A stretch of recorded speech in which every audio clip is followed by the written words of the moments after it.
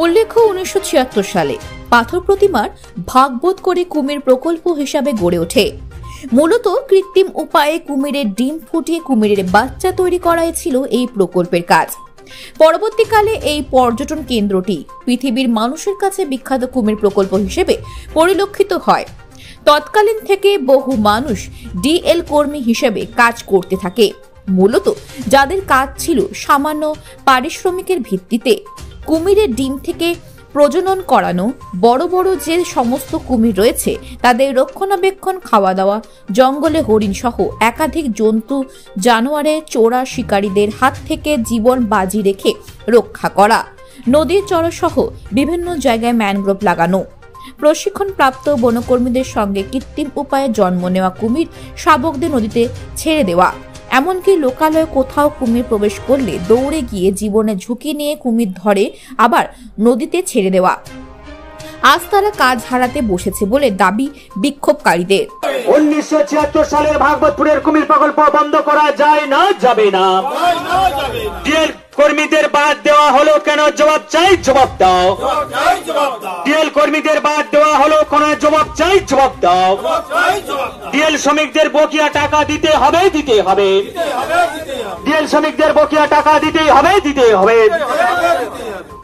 অবিলম্বে ডিএল শ্রমিকদের প্যাকেজ ভুক্ত করতে হবেই, করতে হবে অবিলম্বে।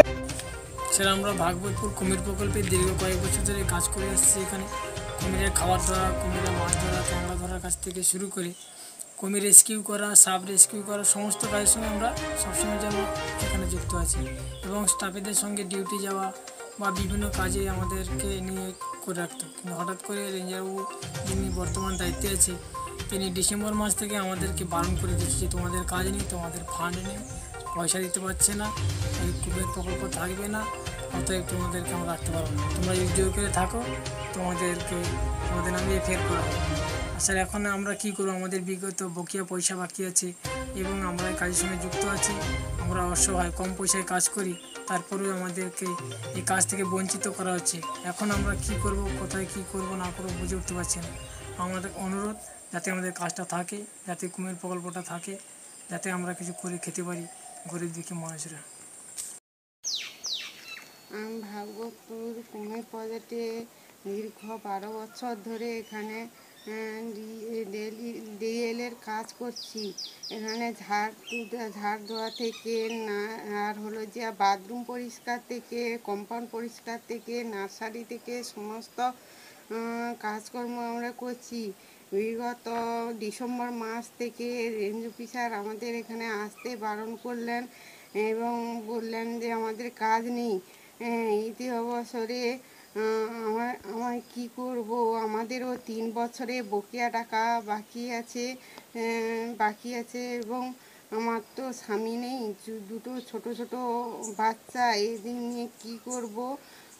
মাননীয় মুখ্যমন্ত্রীর কাছে আমার আবেদন, আমার কাজটা যেন ফিরিয়ে দেওয়া হয় এবং হলো যে আমাদের বকেয়া টাকা যেন দেওয়া হয়, এটাই মুখ্যমন্ত্রীর কাছে আমার আবেদন। ডিএল শ্রমিকদের প্যাকেজ ভুক্ত করতে হবে, করতে হবে। ডিএল শ্রমিকদের বাদ দেওয়া হলো কেন, জবাব চাই, জবাব দাও।